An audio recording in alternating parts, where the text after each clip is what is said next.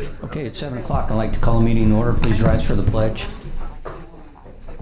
To the flag of the United States of America and to the republic for which it stands, one nation under God, indivisible, with liberty and justice for all. Just make a note, Ms. Hatcher is absent. For roll call. Old business, approval of minutes, the regular meeting minutes of August 6, 2026 were provided for review. So I need a motion to approve the regular meeting minutes of August 6, 2026 as presented. So moved. Second. I have a motion and a second. Call roll. Mr. Pierce? Yes. Mr. Brungard? Yes. Mr. Gardner? Yes. Mr. Kirby? Yes. Mr. Kowalski? Yes. Mr. Garvey? Yes. Mr. Robinson? Yes. Motion passed. Audience participation. Is there anyone in the audience who would like to address the council on an item that is not on the agenda? Okay. If it's related to the budget, we're going to have an open, okay, come on up. I'm sorry. My name is Stephanie Pierce, and I live on Maple Court. I wanted to talk about the decision not to allow political booths at this year's Fall Festival because the event is intended to be more community-focused. I would respectfully ask the city to reconsider what we mean by community-focused. The people who hold elected office are part of our community. The people running for those offices are part of our community. And the decisions they make affect our taxes, our schools, our businesses, our families, and our daily lives. Civic engagement is community engagement. Nobody attending the Fall Festival has to talk politics. If someone doesn't want to stop at a candidate's booth, they can simply keep walking. Just like they can walk past a food vendor, a Tupperware booth, or someone selling 3D printed trinkets. That's the beauty of a festival. You stop at what interests you. But apparently we're comfortable trusting residents to decide which food they want to eat, which crafts they want to buy, and which businesses they want to visit. But when it comes to deciding whether they want to talk to someone running for office, suddenly we need to make that decision for them. That's the part I have a problem with. Because whether it's intended or not, the message starts to sound a little like, come, enjoy the food, buy a candle, listen to some music, and let the smart people worry about the politics. I don't think that's what community should look like. In fact, a community festival may be one of the best opportunities to reach people who maybe aren't comfortable enough to attend a candidate forum or political event. Maybe they stop for 2 minutes. Maybe they ask a question. Maybe they learn the name of someone who will appear on their ballot. Or maybe they walk right past the booth and buy a funnel cake. Speaking of, we should have funnel cakes. Either way, they get to decide. We should be giving people the opportunity to know who represents them, know who's asking for their vote, ask questions, disagree with each other, and participate in the process. Why would we want less of that at a community event? So I would respectfully ask the city to reconsider this decision. Let the candidates have their booths and trust the people of Lansing to decide for themselves whether they want to stop. Thank you. All right, I'm a tad bit confused because I thought we were going to have tents for the politicians. I think Can I you- think the goal is to allow 2 political tents, 1 from each party. That's what we discussed. I think that's the game plan. That's what we talked about 2 weeks ago. Yes, correct. We will have 2 tents available for the political parties. As Councilmember Pierce asked for clarification last week, clearly we are not stopping people at the gate. Anybody can come to the event, walk around, much as they do at the Independence Day celebration, probably the Fall Fest. But we're going to have tents. We are going to have so the tents for candidates 2 can, like, political parties. sit in Yes. there. Okay. You threw my name out. I'd like to clarify. I asked last week it was okay for any political candidate or political person to show up and interact with people. I did not ask if there were tents allowed. So we're clear. My apologies. I Thank you. meant to say that you asked about whether or not the people themselves can come to the event and walk around, mill about. So, Of course they can. Yeah. Okay. I think the confusion might have been because there were some questions about, I guess some people had received a letter stating that they may not be able to publicly at the fest share their political affiliation. I'm not sure that's accurate.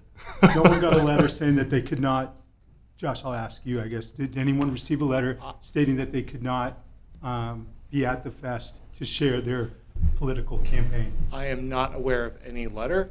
If you are aware of something, I would be glad to look at whatever it is you might be referring to. Okay. Okay. I may be wrong. That's what I understood from the last meeting. Yeah, well, we're not putting any restrictions on people I- looking around as a politician, meeting people. I think part of the thing it goes back to, there were years when we would be at the Catholic Church and they were great hosts, but space was limited. We were packed in tight when we were there, and we were tight, and it seemed a couple of times that there were quite a few political booths. So I think there was this thought of, hey, if we are short on space, if they can be consolidated or something like that. I think that was kind of the thought, the game plan. Yeah, I'm not aware of a letter, but I think that was kind of the game plan, was to kind of free up space and also make it easier to have more vendors, more people selling things for small businesses and things like that. So that was kind of the mindset behind it. There was never any mindset to stop people from. And Tim, it wasn't an Talking official politics. letter, it was an email from an employee from the city to a certain person, Okay. and I was made aware of that. Okay. I was too, and I don't know if it was a letter or if it was an email, but someone that wanted to have a booth at the fest was told that that wasn't going to be possible. The example that I think you're speaking of, I think we followed up with that person within a couple of days and said, hey, there will be tents for political parties. So I'm not sure if the person you're talking to didn't tell you everything. Well, But we did follow up with the They mentioned person. it before the last meeting, and I think that's why it became an issue at the last meeting. Well, the staff followed up with that person 2 weeks Perfect. ago. That's great. All right. Any more on this one? All right, thanks, Josh. Thank you. Anyone? Thanks, Tim. Chris?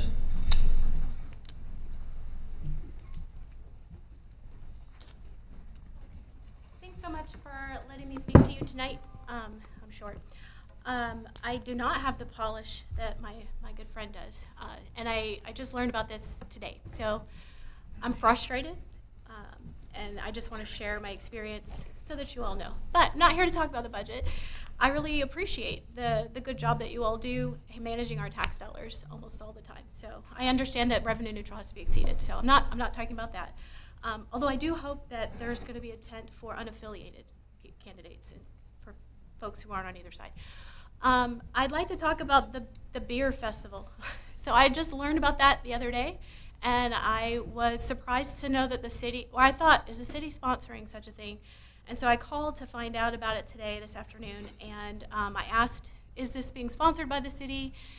And why? Not because I have a problem with alcohol, but I just have it was kind of off-putting for me to know that tax dollars are going to be used to fund a party and I recalled it a party that has live music and alcohol.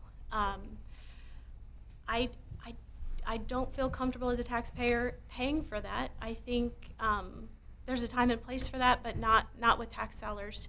I've been politically active for about 6 years now, and I'm tired. I've seen enough. I have also learned that you can ask 2 questions that get people mad. One is, where's the money for that coming from? And what are you doing with the money you get from it? Any other question you can call in and get some superficial responses and yes, thank you for your feedback. But when you start asking those hard questions, like who's paying for that? Why are tax dollars paying for an event which are supposed to be, if we take our tax dollars, it's supposed to be something that is of universal benefit. This is only open to people ages 21 and up. It's not something I would personally want to do, but I'm happy that other people want to have those types of things. I just don't want to pay for it. And so when I look at stuff like that, and I ask those questions, and then all of a sudden the conversation turns, and I'm asked, well, what was your name again? And then I say, I don't want to give my name because I feel I would be treated differently if you knew who I was. And then I was asked if I was taking notes, and I don't like that either. I'm always taking notes, and I always have questions, and I think those are fair questions. I don't think you should take money, no matter, I was told that that I'm not paying for this because it's coming from the transient guest fund. And I thought, well, that money comes to the city of Lansing, and it is now tax dollars. And so we all own a piece of that dollar, every one of us, and we all have a say in how it gets spent. And if you need to generate tourism, there's lots of ways to do it without encouraging activities that bring DUIs and an increase in domestic violence, and is a major modifiable risk factor for heart disease, which are two of the major killers in Kansas. So Wyandotte County and Leavenworth County are 6 and 3 for those excessive drinking. So I will stop my Thanks, time. But Chris. thank you so much. We had to pay to attend that, right? Yeah. You have to There's purchase a cost of tickets. attendance. We've sold, I want to say like almost half of it has already been offset by sponsorships. And I think the other thing to clarify too, for all of you guys and for everyone listening, I think what's being given there is like sample sizes. We're not filling up big steins or anything like that. What people would be getting from the vendors who are there, the vendors who are paying to be there, are samples. So they're not big steins or anything like that. I guess another thing that I thought was a fabulous idea, I think the normal tickets are $40 or $50. I think we're giving designated drivers, is it $10 tickets or something like that? A drastic discount. So I mean, there's certainly an incentive for people to bring their friends who are designated drivers so they can enjoy the event. And like I said, I've been impressed. I think most of the expenses for that have already been offset by sponsorships and tickets. Okay. Anyone else in the audience? Okay, no more takers. New business, public hearing to exceed the revenue neutral rate and approval of resolution number B10 2026 to exceed the revenue neutral rate. KSA 792988 establishes notice to public hearing requirements for certain taxing entities seeking to collect property taxes in excess of the taxing entity's revenue neutral rate. In order to levy taxes exceeding the R&R, entitles are required, or entities are required to approve a resolution after the R&R public hearing is held. As presented at the June 25th, 2026 work session, the City of Lansing intends to exceed the revenue neutral rate of 40.341 mils. The proposed mill levy is 41.917, which is a 3.9% increase, generating approximately $218,254. So I need a motion to open the public hearing on exceeding the revenue neutral rate. So moved. Second. I have a motion and a second. Call roll. Mr. Pierce? Yes. Mr. Brungard? Yes. Mr. Gardner? Yes. Mr. Kirby? Yes. Mr. Kowalski? Yes. Mr. Garvey? Yes. Mr. Robinson? Yes. Motion's approved. The public hearing is now open. Beth, are you going to start with a? Yeah, I can give a little recap. Okay, and then I'll go to the audience for whoever wants to speak. So this is basically what I presented at the June work session. It's been a couple months now, so thought I'd just refresh your memory and update a few things. We just looked at what the assessed valuation was for our 2026 budget and what our proposed assessed valuation is for 2027. We won't have that actual number until October, which that happens every year. We have to kind of use an estimate. And we discussed keeping the mill levy flat. We really don't have an increase in other types of revenue. Our sales tax is relatively flat. We haven't had any new businesses come into town. We have had, I mentioned the fuel tax and the special highway fund and how it has not increased exponentially, and yet we still have increased costs that are associated with that fund that we would need to do a transfer from our general fund to keep that fund solvent. And then we talked about the Consumer Price Index, and We are a little bit above the consumer price index. The consumer price index is at 3.5%. Our increase, keeping a flat mill levy, would be a 3.9% increase, which dollar amount for that is $22,549. So keep that number in mind. If you look down at the bottom, there's a table that kind of shows you what your taxes would be. That difference line shows how much your taxes will go up based on the amount of your home. And so if we kept it at the CPI rate of 3.5%, you would save at the low end $4 on taxes. The high end would be $14, just to give you an idea.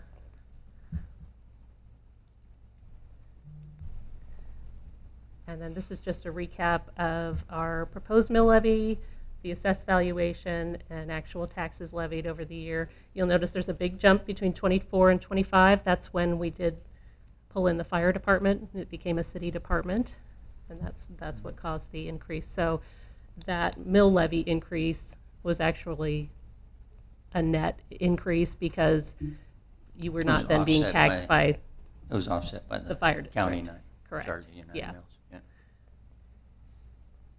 And then off to the right, I list the different mill levies depending on if we were revenue neutral. That was our revenue neutral rate for this year. The revenue neutral plus CPI would be 41.754, and then our flat mill levy, which is what we have proposed, is the 41.917. And it breaks it down in a pretty graph between all the funds, how that's distributed. These, obviously, costs of everything is going up, not only for residents, it also increases for the city. We did have, I kind of just touched on some of the big ones.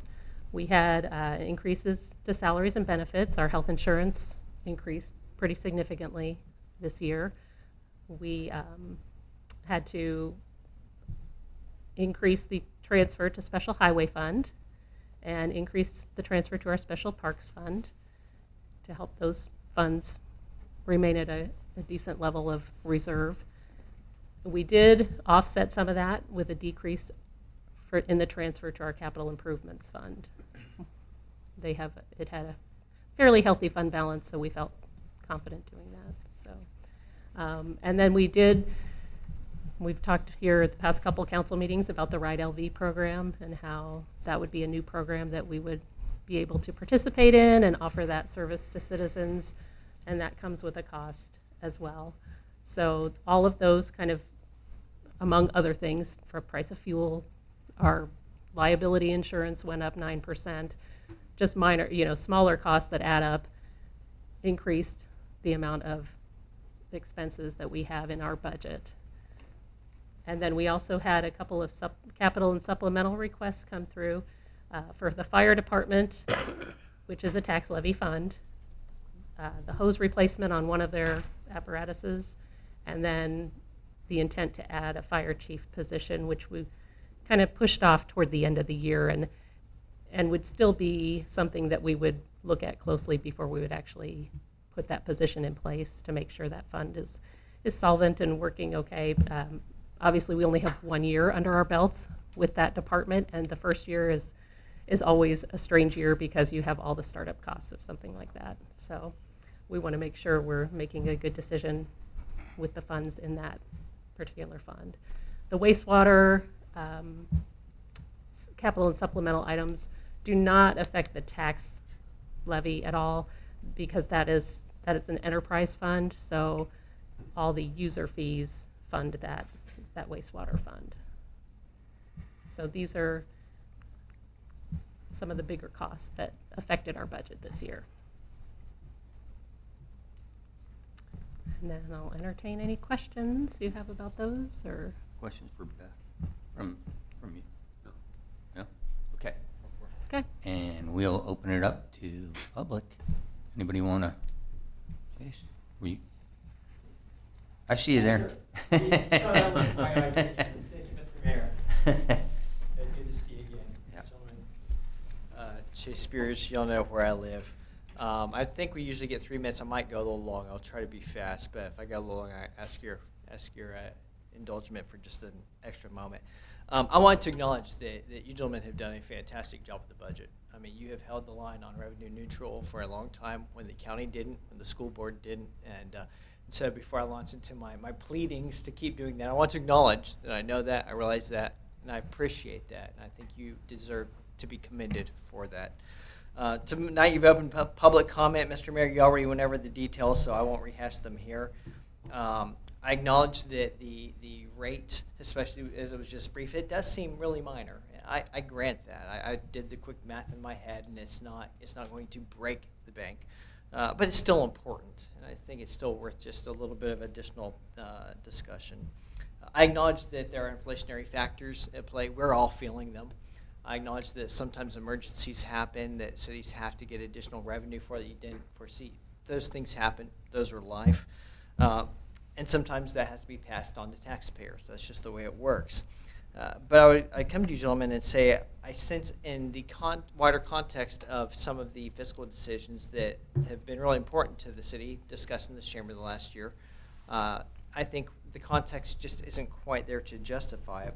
And I'll start with the $3 million tax abatement for Monroe Manor. Nearly a year later, we don't have a house built there, but we gave $3 million in tax abatements. Tonight, there's also on the agenda another request from U.S. Federal Properties, which is wanting to develop a $24.7 million townhome project, Lansing Cottages development. If the city goes anywhere near what they gave Monroe Manor in terms of tax abatements, we can expect that will probably be roughly a $6 million worth of abatements when you're looking at 25% of costs, which would come out to roughly $550 for every Lansing resident, man, woman, boy, and girl. This also coincides with the timing of what we've already heard about tonight, the Brewfest, a 21 and up event that I don't know anyone who's asking for. Now, I'm not against craft brewing. I'm not against craft beer. I acknowledge that has become a good way of generating revenue in a lot of larger cities with an underlying foundation of culture and arts. It's a lot of it down in KC. But those are things that, let's just be honest, Lansing doesn't have that undergirding foundation. We'd like to, but we don't. Keep in mind that the Wolcott Brewery, just up the road in Leavenworth, closed after a short business life. The economy just isn't here for that kind of event. Business knows that, which is why we don't have businesses coming in wanting to sponsor this thing. That's why the city is sponsoring this thing. And I know the claim that it's not tax dollars because it's coming out of the transient guest fee is used to justify. But I would argue that I've heard in this chamber many times that we need businesses to generate tax revenue so we can pass on property tax savings to the residents. And in this case, I hear we're generating certain revenues and we're going to spend them on, as what Kirsten, I think, accurately summarized as a party event. And I'm not against parties.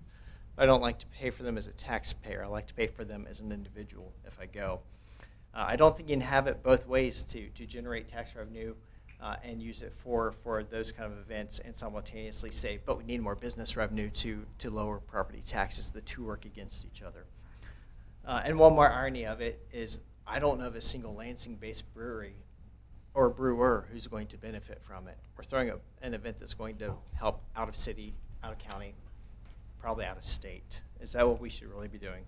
Enough on that. The top concern heard around Kansas is tax burden, and I know you're all taxpayers too. I know you feel it. I'm not trying to insult anyone's intelligence here. Everyone, no matter your walk of life, your ideological persuasion, your political party, we all share that. But my argument is we just can't simultaneously give away massive tax abatements, use tax dollars for adult-themed parties, and then make the argument that the space between the city's needs and the revenue is a problem of not getting enough property taxes. I just don't think that dog is going to hunt. So with that, I would just ask you, gentlemen, before we pass it tonight, take one more closer look at our fiscal philosophy. I think there's room to, I know at some point it's going to have to go up. I just don't think the wider context supports doing it right now in light of how we're spending money right now. And I'd ask you not to further burden those of us who live here any more than we are fiscally. So thanks so much for your time and for letting me go over. I really appreciate it. All right, thanks. Is there anyone else who would like to speak on the budget? Okay. And I need a motion to close the public hearing for exceeding the revenue neutral rate. So moved. Second. Got a motion and a second to close the public hearing. Call roll. It's got to approve the resolution first before you close it. No, the resolution's During the hearing. I don't care. So Could we, Beth is saying we need to approve the resolution during the public hearing. Yeah, the state changed that this year. Beth is saying the state changed that. So can we rescind closing the public hearing? Whoever made the motion and the second, can we I'll rescind? rescind my Well- motion. You're saying that has to come after. I rescind mine. So then we would need a resolution to approve that, A motion to approve the resolution. motion to approve the resolution during the public hearing, and then we would close it. Okay, first off, I'm going to ask, are there any comments from, any further comments from the governing body on the budget? Yes. Okay.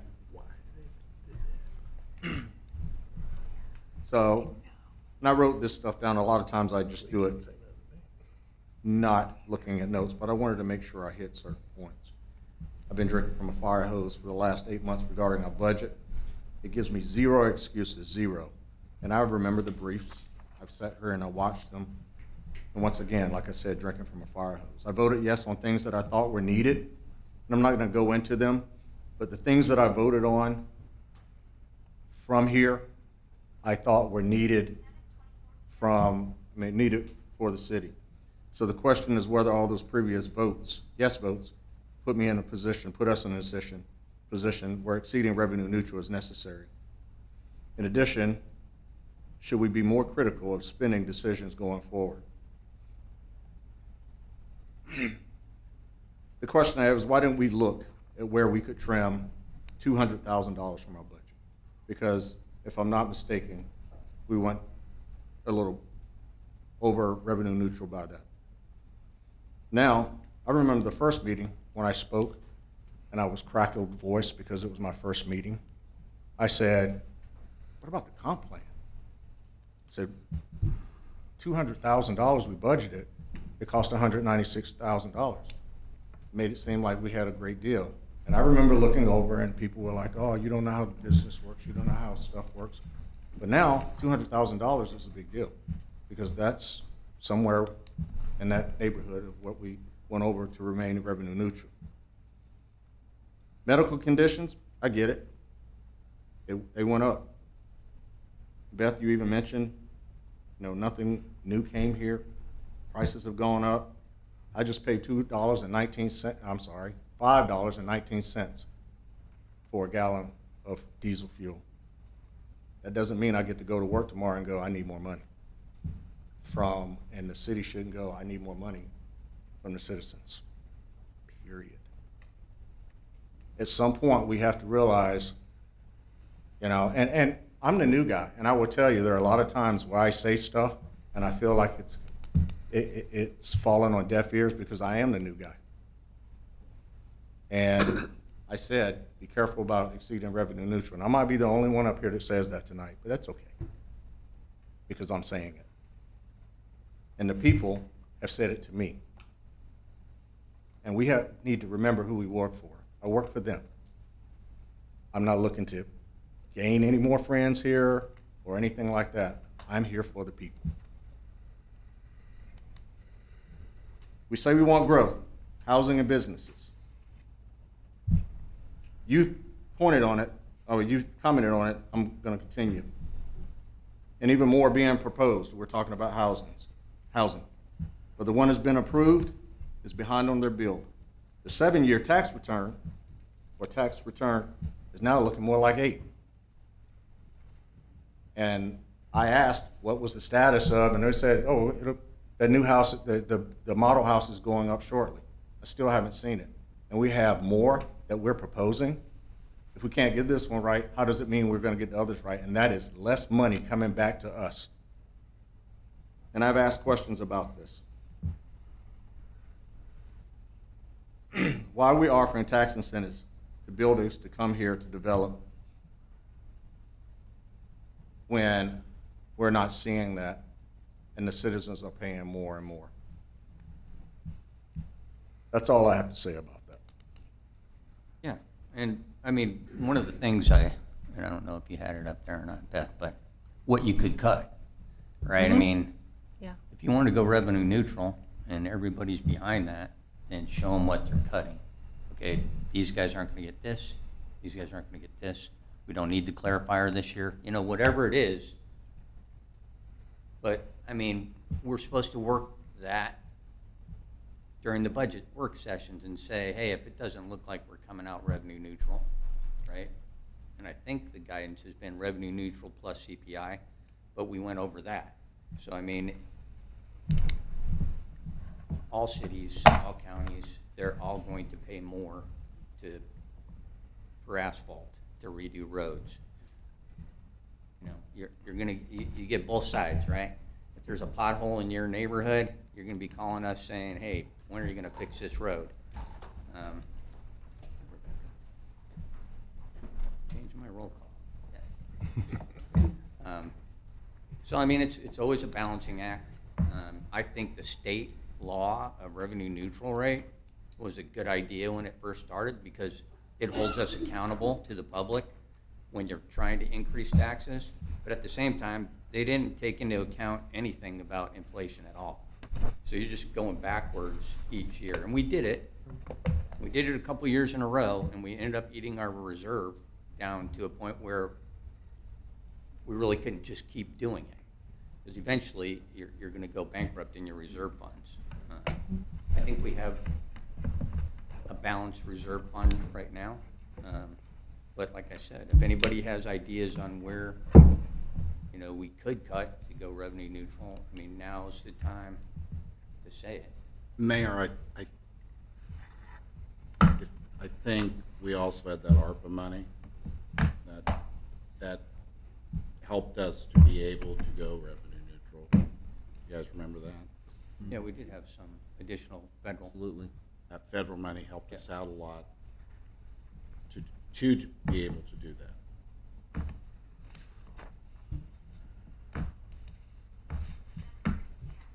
All right. Any other discussion? Okay.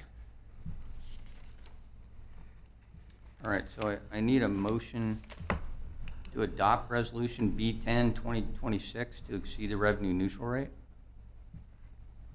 So moved. Second. I have a motion and a second. Call a roll.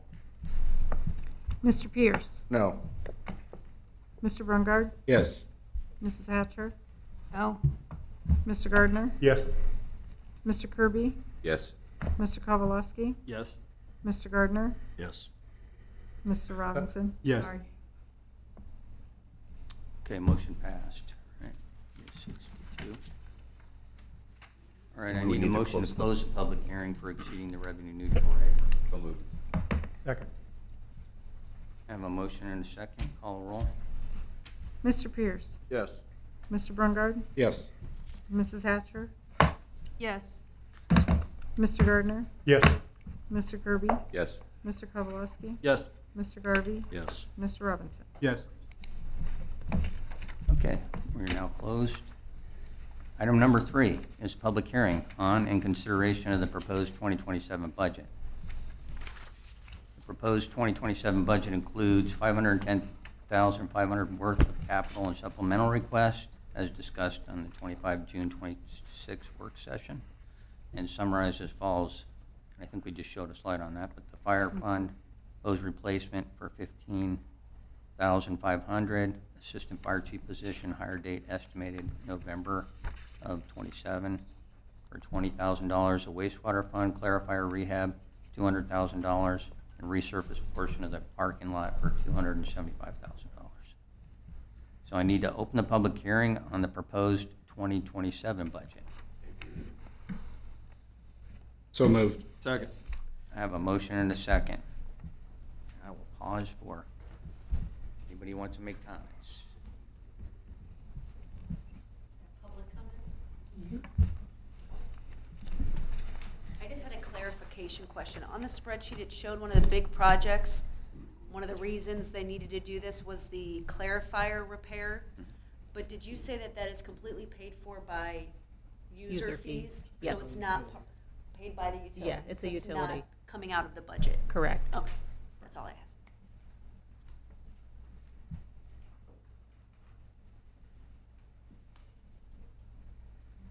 Kirsten? I have a similar kind of clarifying question. And I apologize if this is obvious to everybody but me, but when you guys paid for the comprehensive plan at $200,000, does that exceed the previous year's budget? And if so, does that automatically become the next year's new budget total, even though you're not going to be purchasing another $200,000 plan? So is the new revenue neutral budget automatically $200,000 higher, even though you had that one-time expense? No, it'll always reset. So, I mean, Okay. it resets every year, and you start off with your capital improvement and Correct. all the requests from the departments. And Okay. then we just chew through those Okay. to see how close we can get to the It revenue. actually neutral. offsets some of the increases for 27, because we Okay. could reduce it by that amount that we had budgeted in 26. Yes. So it offset that. Awesome. Thank you very much. You bet. Anyone else? Close. Excuse me, this may be the We get name and, Lynn Burney, 708 Inglewood Street. May be the wrong forum for this, but I have a question. As we've gone through the excellent city administrator's narrative about how things are going and what have you, I was really impressed to the point that I decided to come out and take a look at things tonight. And I'm also impressed with the comments some of our fellow citizens have mentioned out here. But I'm wondering, things that are do-overs. I've seen the East Mary curb, which is hardly ever used, put in about 10 years ago, and now we've redoing it. Are we paying for that?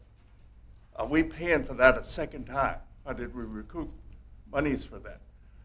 The business loop between scooters over there, I've seen that, the beautiful 18th century lights out there torn up and then, of course, paved over. Again, we're paying for that. And I'm wondering, I look at all the monies in there, and I'm wondering, that's got to be a good piece of change. And is anybody collecting that? Yeah, I can I address. mean, I can go through a whole list of Yeah. things that I'm wondering. We've got all these things out here that are happening, and nobody seems to be, in charge. Yeah. Well, I mean, we could address them individually, but Yeah, I'm just I'm- saying, like, there was a problem with the concrete mix in the curbs that were done, 10, 15 years ago. About All 10 just kinda years ago, falling I used apart. to run that route. Right. Go ahead. So, I mean, we now had to put in basically the codes that we want in there for their premix. So you have to build it to this now.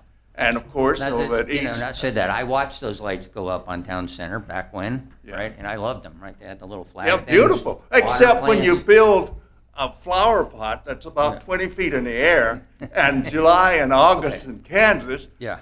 we They- know what's going to happen. They didn't there. do well. No. They I did think- have water to them, but that's another story. I think Anyway, those replacement parts for that whole set of lights, they went out of business, Yeah. couldn't repair them. So, we just had like lights that couldn't be repaired, and we're like, okay, we're gonna have to take them down. I guess I'm just talking to the decisions and the management practices. And are we collecting monies that we've given to you? Right. Are we, when somebody fails to deliver on a project, that's all. Yeah. And there are numbers. I mean, I'm not going to be presenting gotchas and what have you. Right. But I just wonder if we're doing that.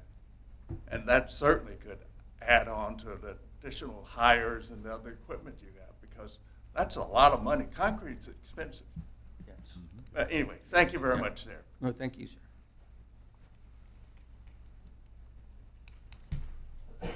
Anyone else?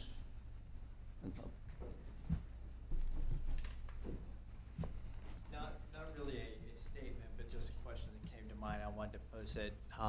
Now we've voted to exceed. I know there's another project coming up, the sidewalk project, and I'm actually kind of excited about it. I do love good trails. But as part of the grant, I'm been told that we are going to be expending roughly $600,000 on that. So my question is, how will that be budgeted over however long between now and execution of that project? Will that be something that comes as an additional budget item? Oh, are you talking about the match that you would have? Yes, sir. Yeah. I was going to talk about that toward the end, but I can talk about it now if you guys You want might want to talk about it now because we're going into executive session. I don't want these people waiting here for a half hour. And then- So that's a really good point. We've tried to remind people when we apply for grants that there's always that match. So that project hasn't been designed yet. So the first year will be design engineering. So the match the first year might be $60,000 or something like that. The construction portion, we'd be able to probably budget for most of that next summer. So that might be around $500,000. So yeah, that's the one where we will kind of have to evaluate. Maybe we do less drainage projects in 2028 to offset that. Maybe we pave a couple less streets to offset that cost or whatever. The other thing too, yeah, it's just a reminder, this will be over a 2-year span because we haven't even designed it yet. So the big chunk, yeah, the big chunk, we'll be talking about a lot of it next summer during next summer's budget season. A couple other things too that, you know, one idea I had, you know, if there was a benefactor or business who wanted to sponsor a portion of the trail, we'd love that. You know, if there was a business in Leavenworth or Lansing who wanted to chip in a portion of that, we would love that, and perhaps the council would be open to something like that. One other thing too, if you guys have your packets with you and go to page 26. If anyone has paper. On page 26 of the packet, it shows what we're expecting our unencumbered fund balance to be for the CIP fund. That's at the very top right-hand corner of page 26 of the packet. So we're expecting to carry over a little over $1 million next year in the capital improvement fund. A portion of that is kind of earmarked for that drainage project on 147th. Those of you who have been on council for 10 or 12 years remember the drainage thing that Andy brought up, and we've been kind of repairing it slowly but surely every year. So a portion of that is retained for that drainage project next year, but also there is a little bit of a reserve in that fund that we could use for the match too. So there's some level of flexibility. There's other ideas that Beth and I had spoken about a little bit that we can kind of talk over. But that first year, a lot of it will be design engineering. The big stuff will probably come about next year. So the answer is that you don't expect to be able to raise additional revenue that will be flexed throughout the rest of the budget then? I think we'd be able to offset other things if the council wants to, yeah. Yeah, we had the flexibility to, like you said, do less roads that year so we could pay. Yeah. Okay, anybody else? All right. So I need a motion to close the public hearing? So moved. Wait a minute. Do I gotta do did you guys reverse this on me or are we good? No, this This one's one good. you This one's good, close. okay. I need a motion to close the public hearing for consideration of the proposed budget. So moved. Second. I have a motion and a second. Call a roll. Mr. Pierce? Yes. Mr. Brungard? Yes. Mrs. Hatcher? Yes. Mr. Gardner? Yes. Mr. Kirby? Yes. Mr. Kowalewski? Yes. Mr. Garvey? Yes. Mr. Robinson? Yes. Public hearing is now closed. I need a motion to approve the proposed 2027 budget. So moved. Second. Motion and a second. Call roll. Mr. Pierce? Yes. Mr. Brungard? Yes. Mrs. Hatcher? Yes. Mr. Gardner? Yes. Mr. Kirby? Yes. Mr. Kowalewski? Yes. Mr. Garvey? Yes. Mr. Robinson? Yes. Motion approved. Item number 4 is a library update. Ms. Terry will come up to provide an overview of the Northeast Kansas Library System and the resources it provides to Lansing Community Library. Good evening, Terry. All right. So, good evening, and I just wanted to take a few minutes to explain to you what NECLS is.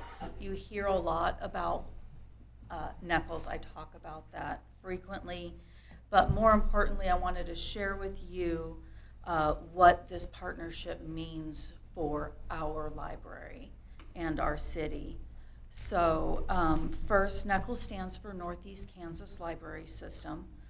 Most people never see the everyday, everything that goes on behind the scenes every day. So, but our library and our community benefit from it every single day.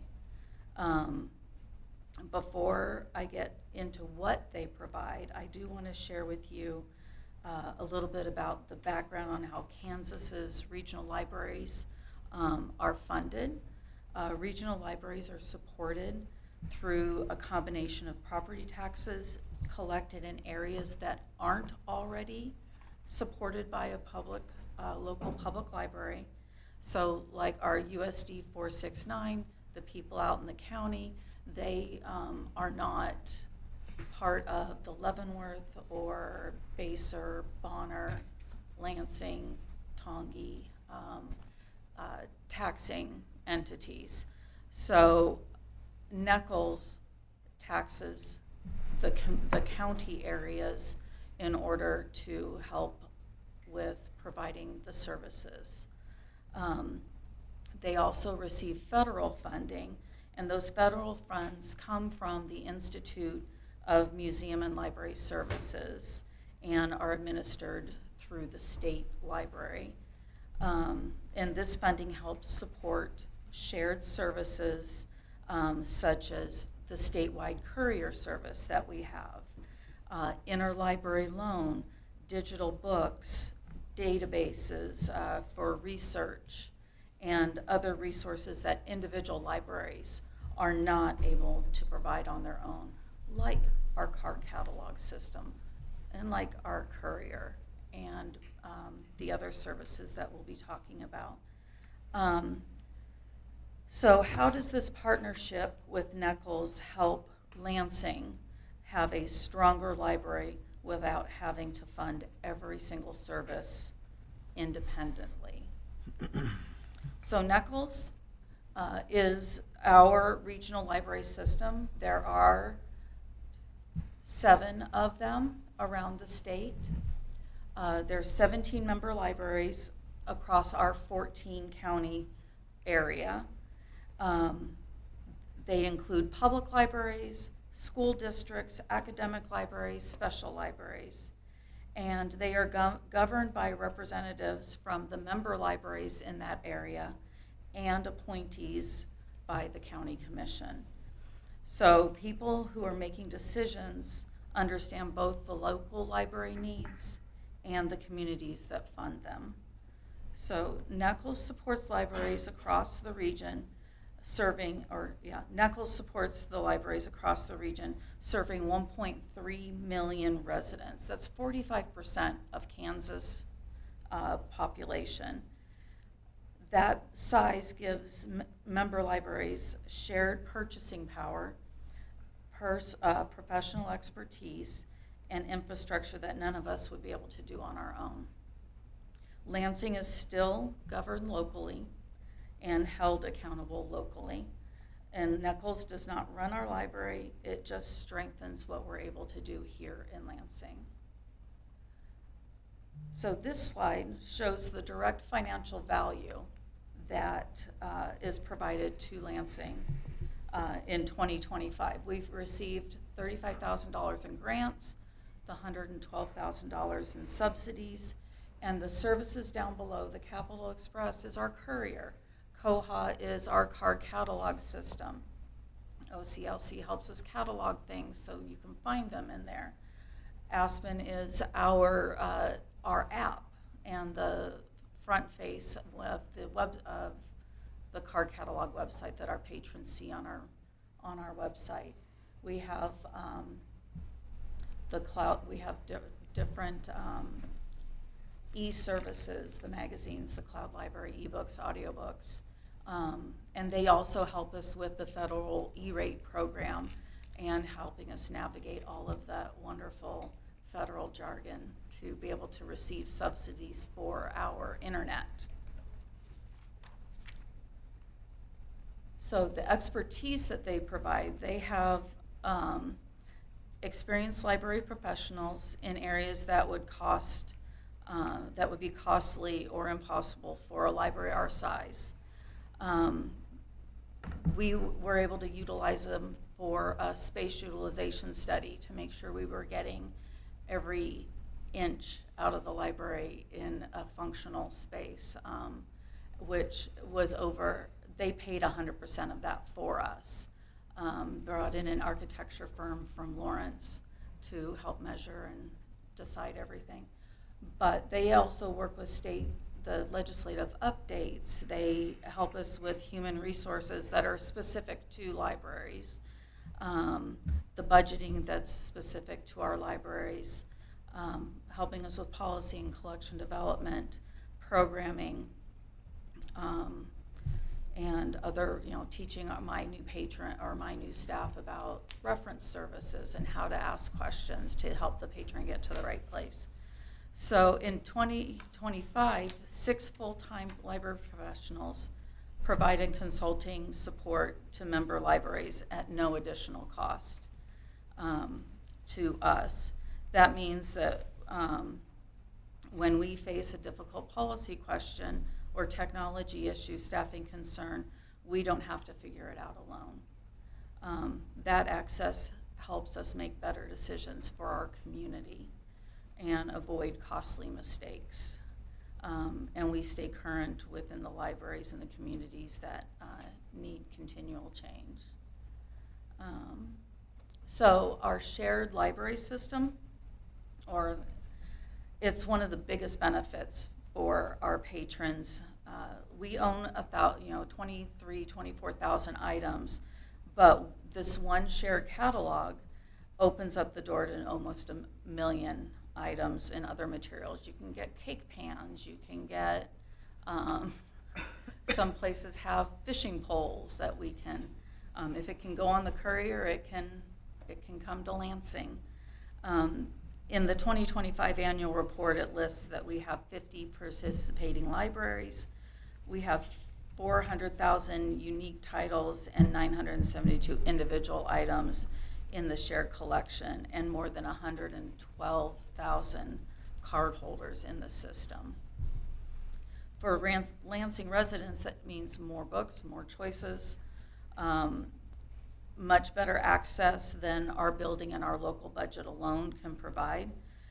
If we don't own an item, we are often able to bring it here to Lansing from another library within the system.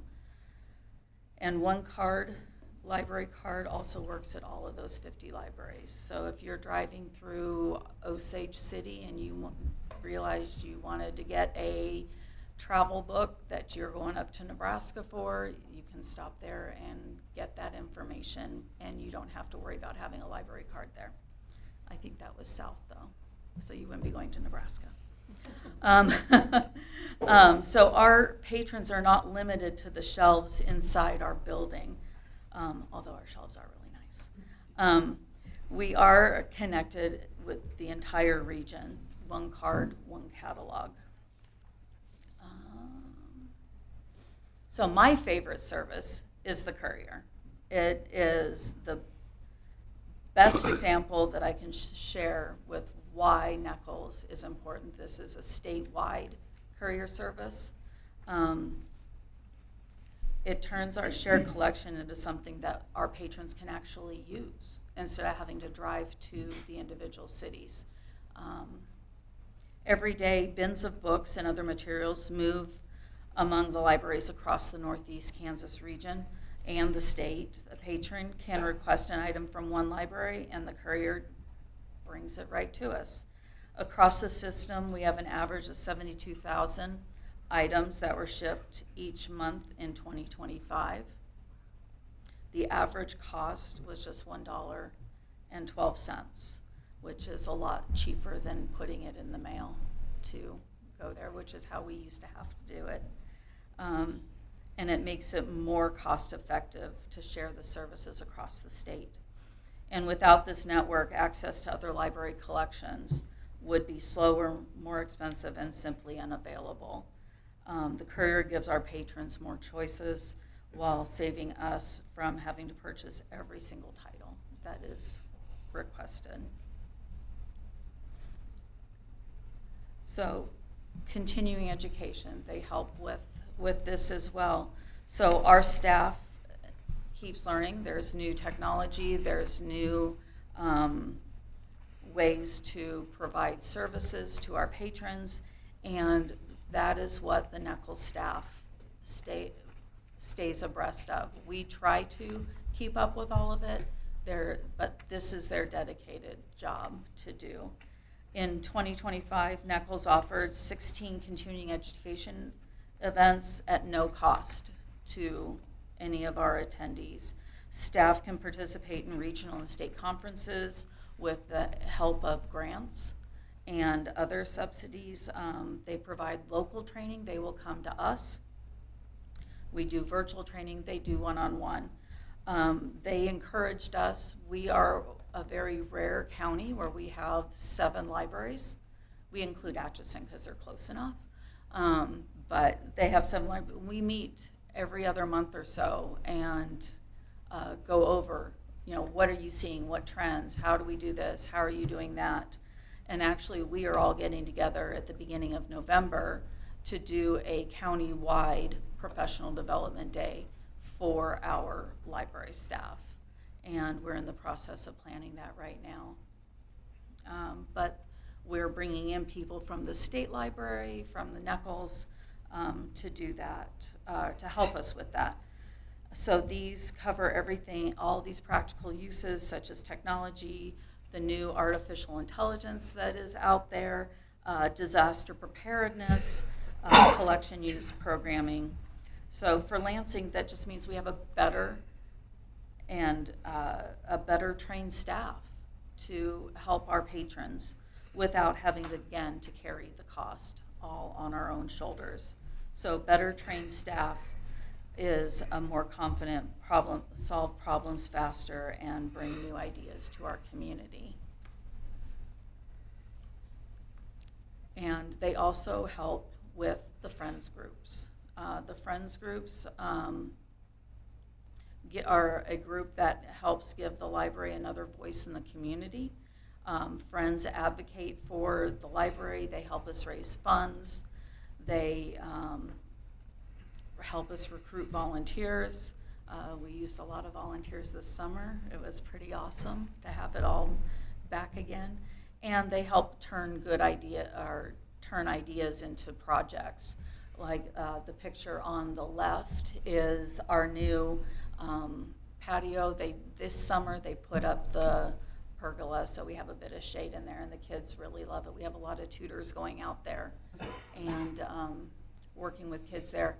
Our Friends group, they were able to man and handle the USDA's summer food program through the Catholic Charities. They are the ones that handled all of that, and we gave out over 2,600 lunches this summer to people in our county. We were the only location in the county to do that this year. So they help us with revitalizing the Friends, new ideas, what are we seeing across the state and the nation, and how they can be more effective in advocating for our library. So why does all of this matter? So the programs and our collections are what bring Lansing together. All of these behind-the-scenes services show up in our programs, the experiences Lansing residents see every day. They help us offer summer reading programs, storybooks, our One Book Many Neighbors program in the summer for the adults, where we go round robin to all the libraries and offer programs there, the crafts and activities for all ages. And they support the books on our shelves, the technology we use, the staff members who welcome and help our patrons. The annual report that I attached in your packet makes that point as well, that we help job seekers. We help families connect with early childhood resources. We give students a place to go after school. School's back in session, and after 3:30, you can bet that there are students from the middle school who've walked over and are working on homework until their parents come pick them up. And it's pretty awesome to see when that happens again. They also provide access to technology and information. And it doesn't replace the local support. Knuckles doesn't replace the local support. It amplifies the impact that we have within our own community. And that partnership gives us better tools and gives our residents more opportunities for learning, creativity, and connection. One of the activities that we're about ready to have, we are fortunate to have a local resident who was a member of the USS Pueblo. And he just wrote a book, and he will be coming to the library on September 29th, and there'll be more information out about that. But he was one of the few survivors from being shot who will be here. So the main takeaway from all of this is that working together allows us to offer more to Lansing than we can do. Through Nichols, our local investment is strengthened by direct grants, shared services, and the strong partnership and smart investment, and an important part of how Lansing Community Library continues to serve our community well. And thank you so much for your time. I tried to keep it short this time because I know you guys know I talk too much. So do you guys have any questions for me? Any questions? No? Okay. So please Jerry, reach out. you just do fantastic work. Thank you. Thank Please, you. thank I'm you. excited about the home improvement meeting hosted August 26th. Oh, yes. Next week we will have, actually, Tom Lahan will be there to talk about home improvement and looking at plumbing and electrical work. So please come at 6 o'clock on the 26th? 26th. Anyway, thank you so much. All right, thank you.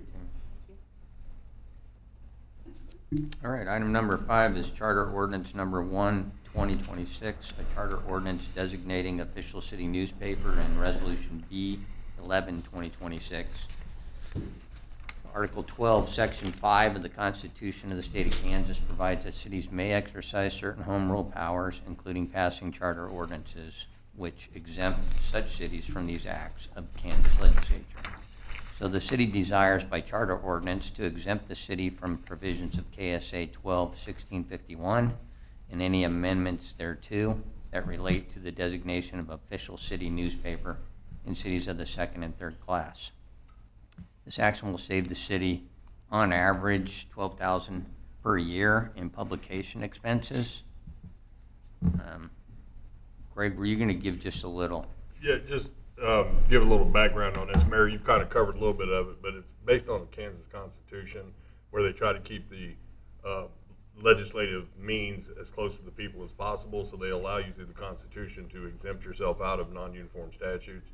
Somebody earlier during one of the public hearings mentioned DUI, so that made me think of that. For example, that's a non-uniform, it is a uniform statute, so like .08 is your limits for impairment, so therefore you can't exempt yourself out of that. You can't make it .1 or .2 or anything like that because it's uniform to all cities, all counties, and things of that nature. So that would give you an example of what a uniform statute is. Non-uniform, if you remember back, we used to couldn't sell alcohol on Sundays. Well, somebody challenged the statute and that determined that it was really a non-uniform, so that's why we're now able to sell on Sundays. So you can exempt yourself out.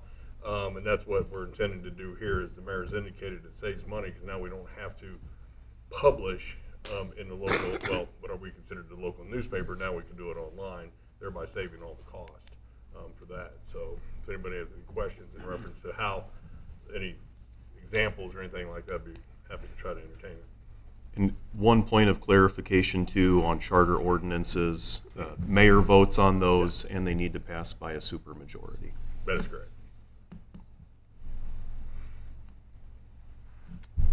Okay, any questions for Tim or Greg? Okay.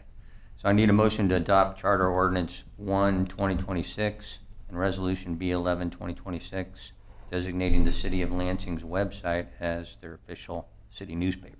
So moved. Second. I have a motion and a second. Any further discussion? Call the roll. Mr. Pierce? Yes. Mr. Brungard? Yes. Mrs. Hatcher? Yes. Mr. Gardner? Yes. Mr. Kirby? Yes. Mr. Kowalski? Yes. Mr. Garvey? Yes. Mr. Robinson? Yes. Mayor McNeil? Yes. Motion passed. Item 6 is request for special meeting. The joint meeting of Lansing City Council and USD 469 School Board will be held during a special meeting on Thursday, September 3rd, 2026 at 6 p.m. In order to have a special meeting, the governing body must sign a request stating when, where, and why it will be held. So I need a motion to have the governing body sign the request for the special meeting for the joint meeting of Lansing City Council and USD 469 School Board. So moved. Second. I have a motion and a second. Any discussion on this one? Will that be held here? What's that? It'll be held here? That'll be held here. Be here. We're going to supply supper for the city council and the school board, so bring your own beverages, but we will have food. Okay. I have a motion and a second. Call the roll. Mr. Pierce? Yes. Mr. Brungard? Yes. Mrs. Hatcher? Yes. Mr. Gardner? Yes. Mr. Kirby? Yes. Mr. Kowalski? Yes. Mr. Garvey? Yes. Mr. Robinson? Yes. Motion passed. Item number 7 is executive session, economic development. Executive session will be called for a period of 30 minutes to review economic development activities pursuant to the discussion of confidential data relating to the financial affairs and trade secrets of corporations, partnerships, trusts, individual proprietorships, and exception of KSA 754319B4. So I need a motion to enter into executive session for a period of 30 minutes to review economic development activities pursuant to discussion of confidential data relating to the financial affairs or trade secrets of corporations, partnerships, trusts, and individual proprietorships, exception KSA 754319B4, beginning at 8:08 and ending at 8:38. So moved. Second. I have a motion and a second. Call roll. Mr. Pierce? Yes. Mr. Brungard? Yes. Mrs. Hatcher? Yes. Mr. Gardner? Yes. Mr. Kirby? Yes. Mr. Kowalski? Yes. Mr. Garvey? Yes. Mr. Robinson? Yes. We'll be Okay. staying in here. We're staying in here. Staying in. Oh, unfortunately, we're staying in here. So everybody who wants to stay have to go out there. Make a motion to return to open session. Second. Have a motion and a second to return to open session. Call the roll. Mr. Pierce? Oh, it is time. Call the roll. I don't know who made the motion. I made the motion. Okay. I second.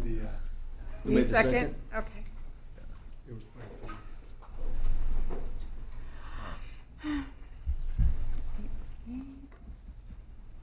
Okay. Sorry. Mr. Pierce? Yes. Mr. Brungard? Yes. Mrs. Hatcher is absent. Mr. Gardner? Yes. Mr. Kirby? Yes. Mr. Kowalski? Yes. Mr. Garvey? Yes. Mr. Robinson? Yes. All right, we have returned to open session at 8:38 with no binding action was taken. So with that, let's see, city attorney, you got anything? Another report, Mayor. All right. City administrator. Yeah. What's that? Sorry, did you ask for a department heads? No, I asked for the city administrator. Okay. But So we talked about the match a little bit, but talk about the trail grant. That was a a really great surprise. If you guys saw, we were one of the largest grants awarded throughout the entire state. So I think that's kind of a feather in our cap. That was really great news for Lansing. One thing everyone's been so thrilled about the trails, that also includes pedestrian upgrades to cross K7 on 4H Road. That's something we've heard a lot about from our residents, so that's a component of that grant as well. The other thing, I think we've spoken about this in meetings before, but I know so many of you guys have mentioned that you've seen kids walking to school, walking to Lansing High School in the ditches when it's raining, when it's snowing. So this is going to, yeah, exactly. So I mean, I think it's going to make traveling in that area much safer. I think it's going to reduce traffic because more people will be able to walk and bike. So I think it's a really positive thing on a lot of different levels. One of the almost unintended benefits of that project, one of the things that we would always hear from developers who would look at that parcel was the development costs were so large because they would have been responsible for building a trail all the way on 4H Road and then all the way on DeSoto Road. That's possibly one of the reasons why that parcel never developed, because we would have required sidewalks and trails along the roadway.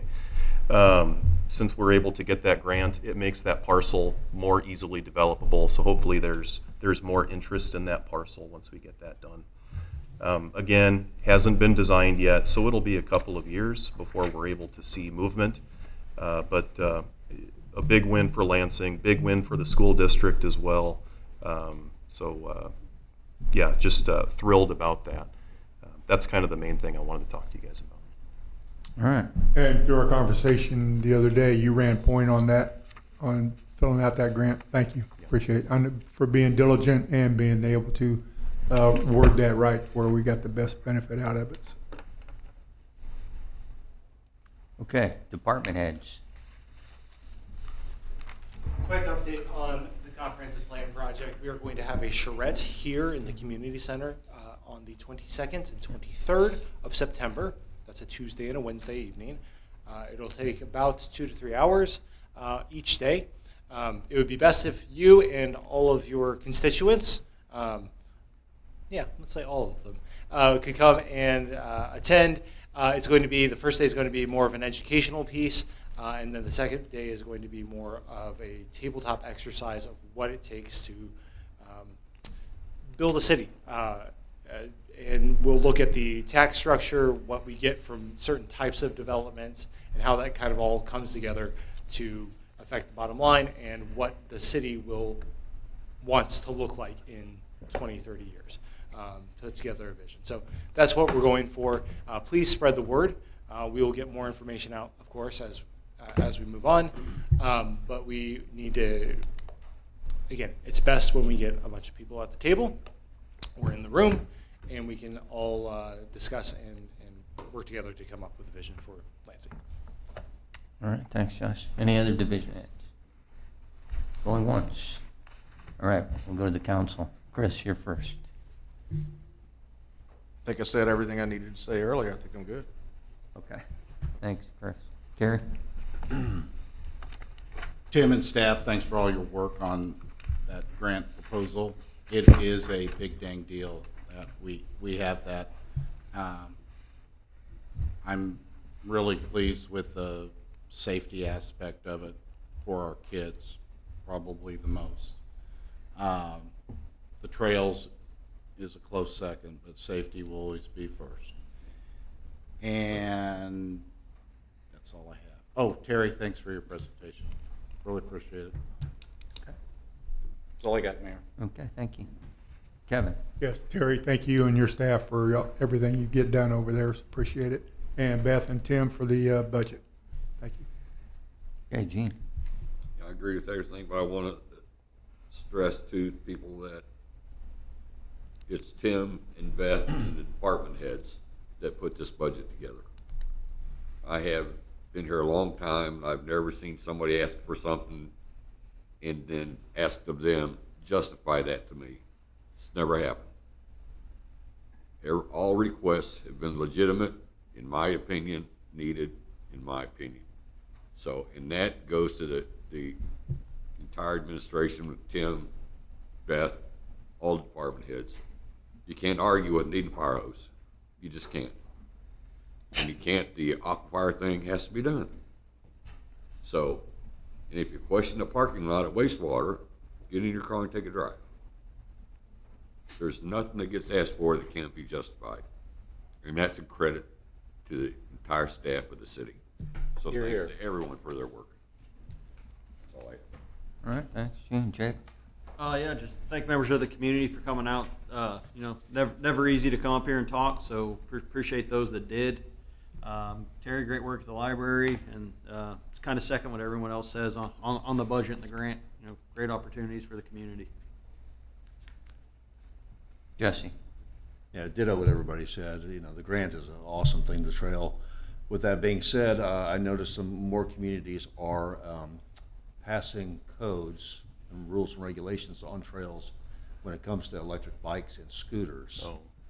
So I wonder if we're going to start expanding our trail system to be bigger, and we're talking about kids riding scooters and electric bikes to school, whether we shouldn't look into something like that in the future, not, you know, just down the road. That's a hot topic, yeah. That's a good idea. So that's all I've got there. Okay. Pete? Yeah, I just wanted to thank Beth. Great job on the budget, the 2027 budget, and then just going up there and sharing your information that you know about raising revenue neutral. Thank you for all your hard work on that. I want to thank the citizens that came out today to talk to us. It's not easy to get up in front of us and share what you'd like to share, and I really appreciate it. It was Mr. Burney reminded me that we need to think ahead before we make decisions later. And I think Chris brought it up, and I have it in my notes to thank Chris for bringing up his comments. We do need to be responsible today so that when we make decisions next year on revenue neutral, whether we have to raise it or not, that we know, just like Gene just mentioned, there's not a concern about what this board approved during the year. It's incredible what you guys have done with the trail that's in the grant that we received. Thank you to everybody that put that together. I think that's it's just super important. Like Carrie mentioned, the safety alone. If we save somebody from getting injured or killed, just one person, it's worth $2 million.